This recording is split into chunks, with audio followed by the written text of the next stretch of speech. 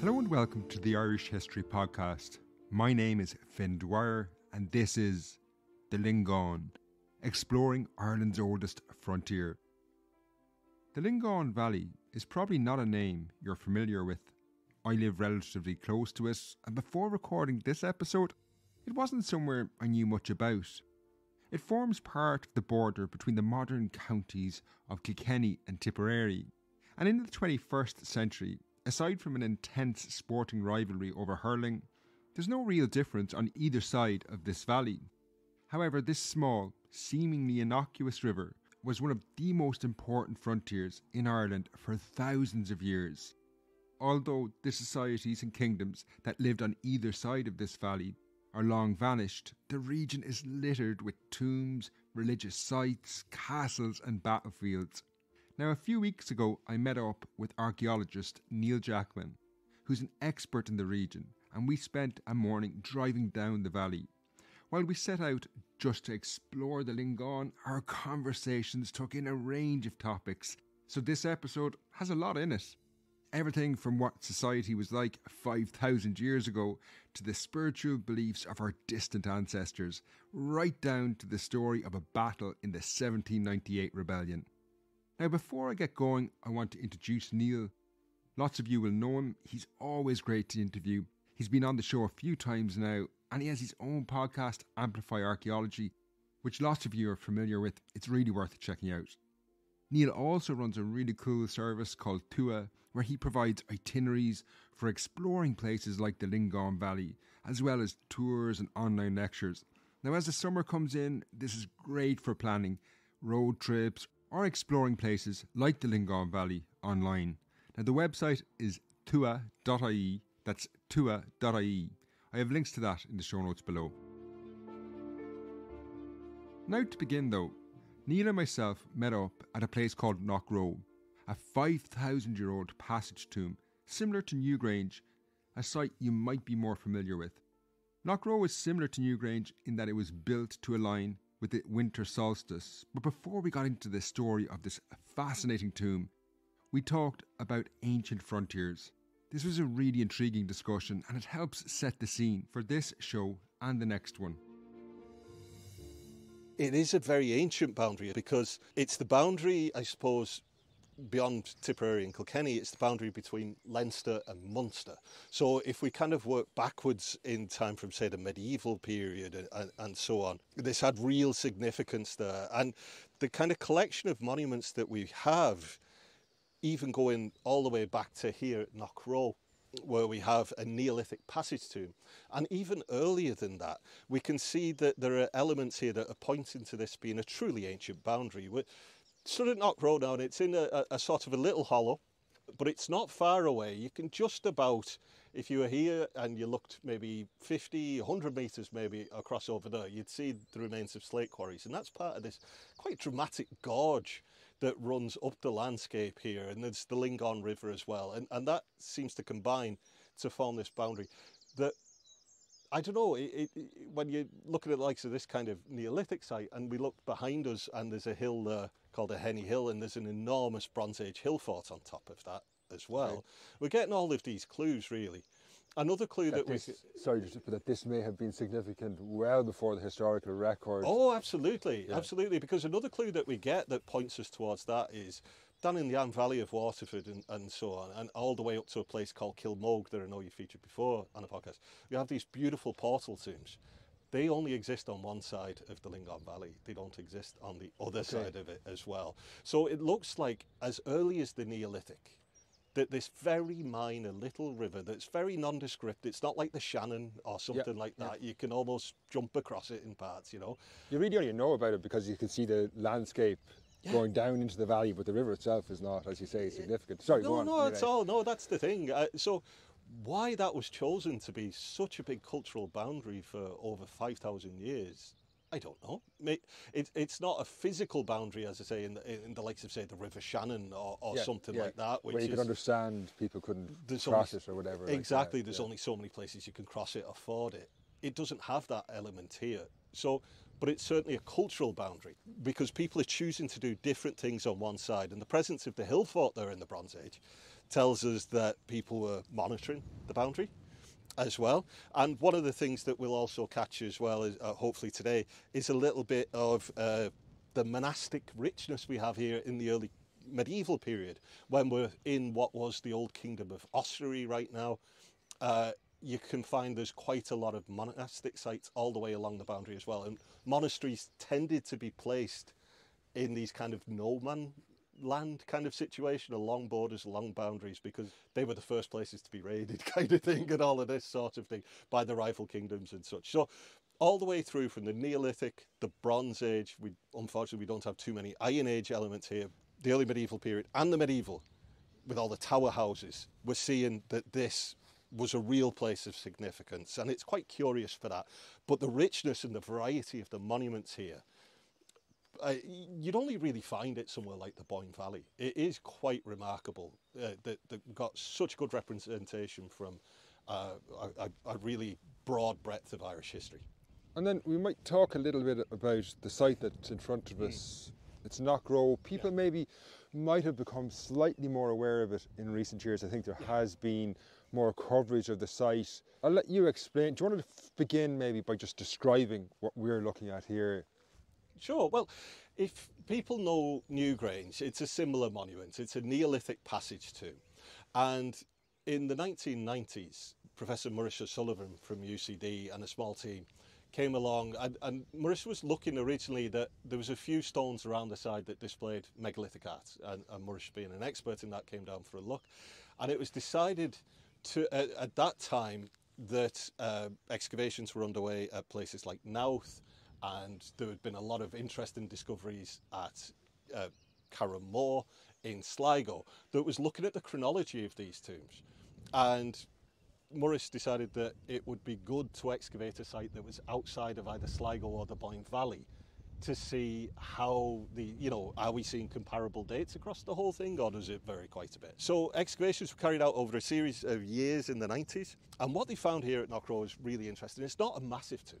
It's very moderately sized in compared to the likes of Knowth or Newgrange, for example. It's maybe about 30 metres across, maybe even slightly less. But what they found is an incredibly rich amount of megalithic art that you would only really see in the Boyne Valley in Brittany. And it's very similar to that at Knowth and Gavrinis and places like that.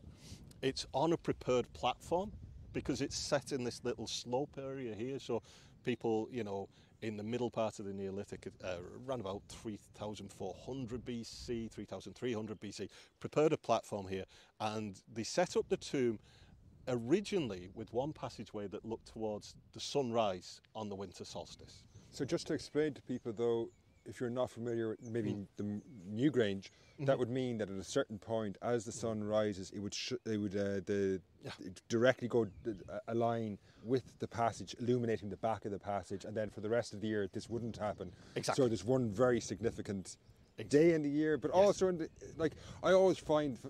I think we have this idea to think of ourselves as these technological geniuses, but you can see a place like this, we really are the overused quote, but standing on the shoulders of giants. Yes. In that people thousands of years ago had already developed an understanding of the solar calendar and knowing how to align this perfectly to capture the sun on that specific day. What's interesting about this is it tells us a couple of things about them. I mean, firstly, they're modern humans too. They have exactly the same capacities of intelligence, genius, architecture, creation, and all the bad sides as well that we would have today. But also, these are our first farmers in Ireland as well. The progress of the year meant an awful lot to them because, they had to know when to plant crops, when to harvest crops, and all of that kind of thing. So marking the turning point of the year, even for us today, is an important event, and it was no less important, perhaps even more so, back in the Neolithic. So they started out with this eastern passageway which looked towards dawn, the winter solstice.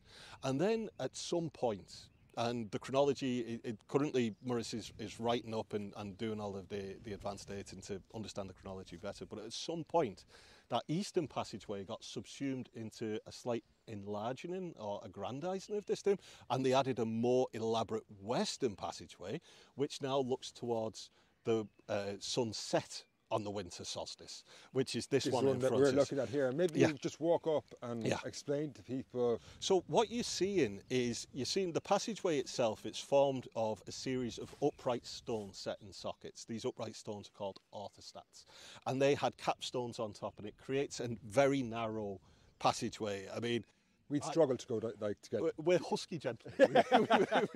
we might struggle to get through that, you know?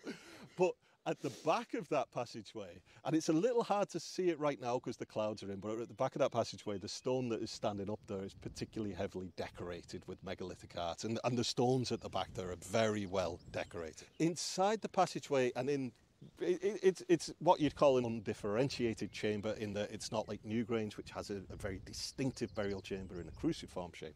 This is more kind of like an end of a passage, if you like. But inside here, they found a huge quantity of cremated remains, men, women and children. There is a huge amount of bone was retrieved from the excavations here at Knockrow, which is particularly interesting. In front of it, you can see there's a large amount of quartz scattered around here. That's the white stone. That's the very white stone, and people would know it from the slightly controversial kind of white quartz facade that was put on, or facade that was put on the front of Newgrange. Here it's more laid out as kind of like a scattering leading into the tomb. It's less formalised, if you like, less regular. But what's really interesting as well here in terms of the geology is, this is a remarkable place, the Lingaun Valley. It doesn't look it in many ways, but you're on a kind of geological fault line. So you've got old Devonian sandstone here. You've also got grey wacky, which is the stone which is decorated with the megalithic art. And you have granite as well. And it seems like, for whatever trick of glaciation and action, you've got a real mix of stones. And there's a deliberate choice of stones here in terms of where they sourced them. And they probably all sourced reasonably locally, but they're all different to the rest of the stones that you would see in the fields around us, if you like. So there was choice about almost every aspect of this, in terms of how there was a meaning probably attached. And certainly stones like grey wacky, which is a form of sandstone, that's the ones that you would see around Newgrange, which are very heavily decorated with megalithic art. You're seeing the same kind of thing here as well. So this site presumably had a dual function to one extent or another, in that it is being used as a burial site, but also then it connects into the solar calendar. Obviously those two things could potentially be connected, but given that it's culture that is so dependent on agriculture, you'd have to imagine the importance of the sun is not purely related to the burials here, that it has that broader significance as well. Absolutely. I mean, passage tombs are a very interesting monument in many ways, and people would ascribe all manner of meanings to them. What we can say for sure is they represent communities, and not just one community. These things are in use for generations as well, much in the same way that you and I might go into a medieval cathedral and it's still in use, like St Canice's or something like that, you know, 500 years more since it was built. These passage tombs had a similarly long existence in a way. It wasn't kind of one single community that made this, and that's why they elaborated over time. The meanings of these things change. And what's kind of interesting about that is it gives you room to speculate and to tell stories about it in a way. So if we look at the kind of the Neolithic, so I haven't got the start dates for this site, but I believe it's probably around about 3,400 BC, thereabouts. Just to highlight that that's like over 5,000 years ago from the present. From the present, for sure. But it probably came out of use, if it's anything like Newgrange, in around about sort of 2,900 BC, I would 2,800. say here, this is where the speculation, but you'd have to imagine that there's some considerable religious, spiritual shift at that point, that these sites fall out of use. Well, they do and they don't, Finn, which is the interesting thing, because people use them differently at different stages. So if we take the Mound of the Hostages, which is another passage tomb, and that's on the Hill of Tara, that, although it wasn't used so much as a passage tomb, in that people weren't just buried within the passageway. When we look at the Bronze Age and even into the early Iron Age, people were still buried on top of that and within that.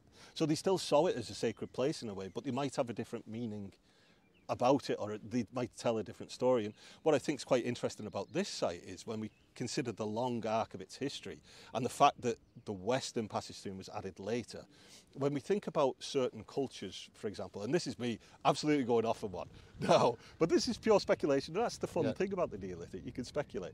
When we think about other cultures, say like in Mesoamerica, for example, as they kind of were reaching their end, so to speak, when they were at the most challenged, like the Aztecs and the Mayans, that's when the religious expression got even more elaborate and even grander. You know, they started to build more temples, they started to build more things. And we see that in a few other cultures as well, that as the climate changes and so on, people invest more in trying to appease, whether it's the gods or the ancestors and so on. And I just think it's kind of poetic almost in a way that the Western tomb is faced towards the sunset, the ending of something, and it makes you think maybe they thought they were under a bit of pressure as a society. Right. Maybe they were looking towards the end of things rather than the beginning, which the Eastern tomb points towards. But that's creating a narrative there that might well not have existed, but I think it's quite a neat narrative. Yeah. Now, people can come here today, and I'll put a link in the show notes just to how you can find the site. Yeah. It's probably worth warning is the wrong term, but like this is not, you're not coming to a Newgrange type site here. No. This is, you drive down a country lane past a farm, you're really going to be wondering, are you heading to the right place? Yeah. But the reason I bring this up is just to discuss, you touched on it earlier, when Newgrange was excavated, what you see there today, and if people aren't familiar with Newgrange, again, I'll put a link in the show notes to it, but it's a very famous, similar monument to the one we're standing at today, but it was renovated is the wrong term, but to a degree reconstructed in the 20th century. This hasn't taken place here. I just wanted to ask you, I suppose, just a question about your thoughts on that idea of how we approach these sites, because, you know, if you visit this today, you can see it's old. You wouldn't need to be an archaeologist because it is worn over time. What I'm wondering is that modern interpretation of these sites. Yeah, it's an interesting question, and I think, you know, with Newgrange, although certainly it was excavated, a lot of it wasn't excavated too. So the passageway wasn't really, you know, they didn't completely dismantle that and then completely reconstruct it in their own image. So the front of it is probably the most messed with is the wrong thing, but you know what I mean. Interpreted, yes. Yeah. I think there's room for a variety of different interpretations. So when Murrish came here, you know, there was a bit of a low cairn. It was never in the condition that Newgrange was in before they came along, you know. So there was a bit of a low cairn. It was actually known as, it had two names before the excavations. It was known as the Cashel, and it was also known as the Devil's Altar. There was also a lot of folklore about this place. And one of the stones, I actually think it's this stone right in front of us here. If you're here when it's frosty, there's a series of megalithic art in the form of like sort of shaped like the letter U. Yeah. There's like a double row of them going across it. So when it's frosty, that catches the frost, and it looks like the devil's hoof prints have gone over the stone. So that was one. So there was always a kind of pishog about the place that you don't mess around here. But the community also called it the Cashel, and at different stages when they were doing, you know, the mass rounds at a certain time of the year when they go around to all the different graveyards, they would always come here as well, even though it wasn't seen as, you know, that's an old tradition then, potentially, of people continually coming back. Exactly. So in this case, it was a case of trying to conserve and represent what the site was like prior to a degree to the excavations, while at the same time allowing things like this, the Eastern tomb, which was completely covered, to be seen, and, you know, making it more tangible and more visible. I think when we're looking at interpretation on a broad scale of things, I think we need a mix of stuff, because different people see different things in a site. We need the likes of, say, Trim Castle, which is largely, apart from making visitor access possible, they didn't try to reconstruct or re-render the walls and things like that. You know, you can see it's almost like looking into the skeleton, if you like, of a medieval castle. But we also need the ones which are slightly more reconstructed, because some people need to see what it might have been like to live in them, not just the dry bones of it, in a way. And I think if we can create opportunities for all of those kind of sites, and Newgrange does a fabulous job, I think, in the Bruno Bonnier Centre, in telling a really big story about many sites that's up around there. Yeah. It kind of acts as a vacuum, if you like, and it brings in all the tourists to understand what these places look like and how they acted. So all those other little sites out in the countryside don't necessarily, they can remain intact, they can remain unvisited in a sense. Yeah. Maybe just one more question before we move along the frontier to a more recent well, we'd only be a few or over 1,000 years from the present then. But you just mentioned the local community there, and they still come here and have come here. Do you know, they've been brilliant. Like they came together as a group, and you can follow them, Lingaun Valley Tourism, on social media and so on. And they really want to show off what's in their area, because this is a very forgotten landscape in a way. It's kind of, it's the road between Tipperary and Kilkenny kind of thing. It's the kind of thing that you drive along every day without noticing. But as we'll see today, there's such a wealth of things here. So they've really tried to, you'll see really good signage at all the sites. You'll see really good, signage posts as we go around. But every year at the winter solstice, they're here with the mince pies and the mull wine, much like they did in the Neolithic, probably. But they put on a great community event here, where we're all kind of celebrating together. So as I think communities with these historic landscapes, the interdependence upon each other, in a sense. The way that these sites have been preserved is because the people farming in this area and the people who have lived in this area have respected them over thousands of years of work in this land. They haven't cleared it for handy stone to build sheds. They haven't, ploughed over the top of this stuff. It's here because of the community, in a sense. So they've got to be commended in this case, because they do such good work around this area. Leaving Knockrow, we travelled across that ancient frontier to a place called Aheny. Today, Aheny is a beautiful, picturesque Irish village. However, in the local graveyard, there are two enormous high crosses that date from the early Middle Ages. As we went to see them, Neil explained how they might be tied into the ancient frontier and are hugely important in terms of understanding wider Irish history. We've crossed that frontier, so at some point in the past, you probably would have moved into quite a different society, just judging on the material culture that survives. Which is really interesting. Now, we do see a sort of, for want of a better word, cross-border element to this site here at Aheny, because really we've got two of the great treasures of early medieval Ireland sitting in this graveyard. Mixed in with all the headstones, you have two absolutely fabulous high crosses, which are part of a series that we call the ossuary crosses, because they're quite distinctive artwork. They're not figurative. Like if people are picturing an early Irish high cross, they might be thinking of particularly the cross at Monaster Boyce or the cross of the scriptures at Clonmacnoise, where you've got like figurative depictions of scenes in the Bible and things like that. You'd quite often see Adam and Eve, for example. You'd see Christ in the centre of the cross. You might see depictions from the Old Testament, the New Testament, and so on. These instead, for a start, they're massive. They are very sizable crosses. Yeah.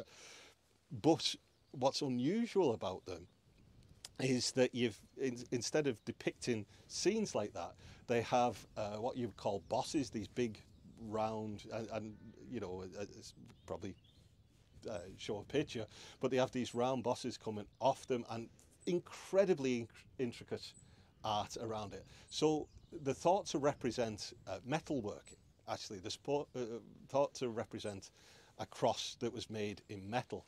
You have two crosses here, the North Cross and South Cross, and both are topped with what you would call a mitre, one of them more distinctively so. It looks like a little bishop's hat.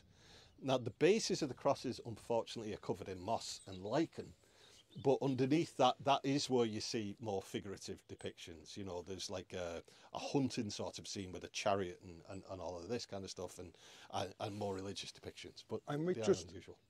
Wind the story back slightly.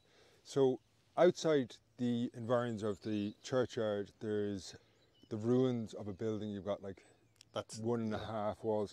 That's the remains of what would have been the medieval church? That's the medieval church, St Crispin. Yeah. So that's a Norman state. Oh, okay, so that was built later than. Yeah. These crosses. What's interesting about the crosses for a long time, and the way I was taught when I first came to Ireland, is that these are some of our earliest high crosses. That these probably date back to like the 7th century, maybe the 8th century. Okay. And, and I always thought that as well, because they thought the figurative depictions were somehow more advanced or more elaborate or so on. But when you actually look at the cross, and you look at the intricacy of the artwork and the interlace, that is no less skilled. In fact, it's of a higher degree of skill. And it looks machine cut. It's so perfect. When were, as an estimate of when these were erected? Yeah, so if we look at kind of some of the high crosses, we do have dates for. They do range a little bit. So I tend to think the likes of the Carndunna cross up in Donegal might be slightly earlier. You might have that at kind of the beginning of the 9th century, maybe the late 8th century. But the classic ones like the Monaster Boyce one, Cross of Scriptures, you're looking at the early 900s, so early 10th century. Okay. And going throughout the 10th century then. You do get slightly later ones as well, up to the 12th century. You'd see nice ones at Kilfenora and things like that, which would be kind of mid 1100s, between 1150 and 1200. But these, I would guess, probably 900, something like that. Anywhere between 850 and 950, I would be my estimate. And were these erected in the landscape, or do we think there was there a monastic site or some broader site here? It's a really good question, Finn, and usually you find high crosses within a monastic context. They're usually associated, like Clonmacnoise or like Monaster Boyce, in the centre of a monastery. Here, there hasn't been a clearly identified monastic enclosure just in this immediate place here. But it's not to say it's not there.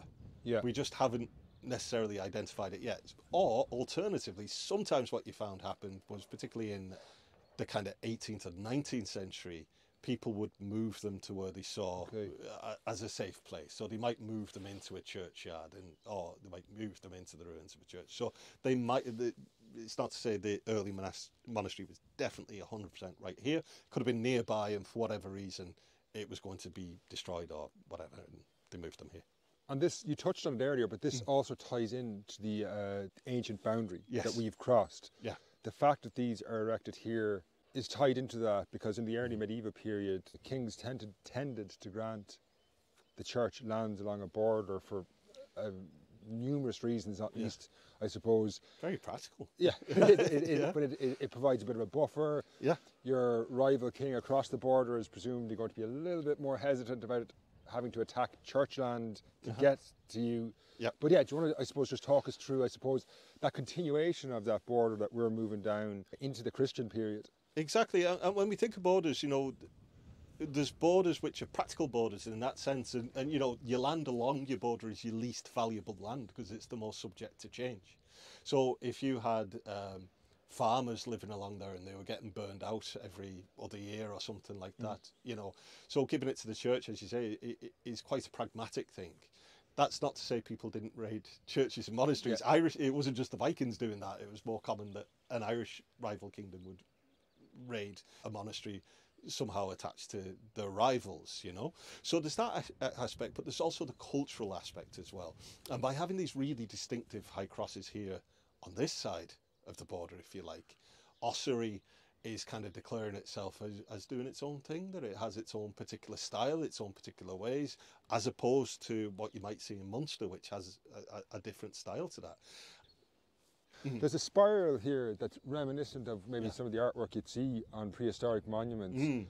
Just having come from Knockrow, we couldn't see the artwork over there. But does this artwork on obviously a Christian cross, is that inspired by those earlier monuments that would have been in the landscape, or do you find them all across the Christian world? No, I mean, this is what you would call very much insular art. This is a very Irish thing. You can see it's a motif appears all the way along. Now, is it a cultural thing, or is it this is how we can make metalwork look really pretty? Is it kind of a sort of a practical thing as well? I think there's a bit of both to that. I think it's an easier thing to do than other forms of artwork. Possibly, or that's just like, yourself when you find yourself kind of doodling. Things. Sometimes you tend to go towards the spiral kind of thing. I think it's a little bit of an artistic expression that somehow works within our brain. But certainly, I think the people who made this cross and the people who made the passage tomb at Knockrow, I think that there are connections between them in the sense that they knew how to read the landscape, they knew where to go and source the stone. Again, Roger Sally was saying, the reason we find so many crosses in one particular area might not just be about religious sanctity of a particular place. It might not even be about, a particular power broker trying to make a statement. It might be about there's a really good quarry there. Okay. And that's where there's the source of the material. So we know that the Lingaun Valley geologically is a very interesting place. So I think they were probably aware as well to a certain degree of Knockrow. I'm not saying that they were copying the megalithic art when they made this, but I don't think that, places like Newgrange, for example, we know that was visible all the way through its history in terms of the artwork and stuff. So I suppose it is that thing, you draw inspiration from lots of places, and Yeah. if you do go and visit that and see it, it can be just subconsciously in your exactly. your memory or whatever. Exactly. I mean, I find art kind of, it's difficult to talk about in a way because almost everything is possible. Do you know? Course, And it's like the earlier archaeology. But yeah, I mean, it's hard not to draw the comparisons. We've travelled 5 minutes and we're seeing a very similar motif between the two. You can see on this... Separated by 4,000 years. Separated by just 4,000 years. You can see as well, there was once a third cross here. You can see the base of a cross. Oh, here, yeah. Which I think is quite interesting. And again, there's kind of a folklore attached to it that somebody tried to steal the cross. And Is this it? This base here. And just to say to people at home, all that's left is a foot-high socket, really, that you can quite clearly see that a cross would have fitted into it, but sadly there's nothing left of the cross itself. No, apparently somebody tried to steal it and they put it on a boat to go down the river shore to Waterford, and it sank in Waterford Harbour. So apparently there's another one of the ossuary crosses somewhere between the river shore and Waterford Harbour. So that's another common story that you'd hear about. You can actually see when you look at the crosses in different light conditions from different angles, as the light hits it on different parts of the day, different elements of its artwork kind of really stands out and really looks kind of much stronger or brighter. But today's a good day to look at them, I think, because we're seeing them in good conditions. They're fabulous. Like the lace work is really phenomenal. And again, you can come and visit this. Like, there's two sites that we've been to are just separated by a couple of minutes. I'll put links in the show notes below. But just to say, Neil, people who come and they might have heard us talking about the artwork and it's covered by moss and lichens and things like that.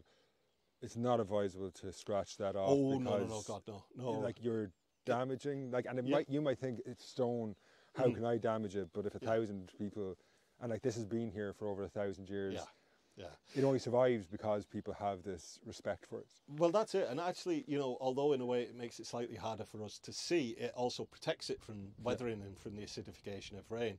What's quite interesting as well is that we're seeing greater lichen growth now because our fuel is getting cleaner. So if you go back to the kind of the 80s when lead was in petrol and stuff, there was very little, particularly if you look at Monastervoice, which is next to a main road and stuff like that, there's very little lichen growth. But now, because we're all driving cleaner cars, cleaner fuel, it's springing up. How you can see the impact of it. Isn't it funny how it all kind of interconnects like that, But I mean, these are incredible monuments in a sense, and the scale of them, the scope of them, figuring out about, did they put the decoration on the cross before they put the cross into place? Or did they put the decoration on the cross afterwards? To be viewed. Yeah. I suppose if it's erected, they know how it'll be viewed, is it? Well, it's the high stakes nature of it, right? Because, believe it or not, these were put in place by a version of a crane. Okay. If you think about how they lifted them up and sat them within the socket. So if it snaps at that point and you've spent a year decorating these crosses, your heart would be fairly broken. So you might just carve out the very basic... and then do the final touches.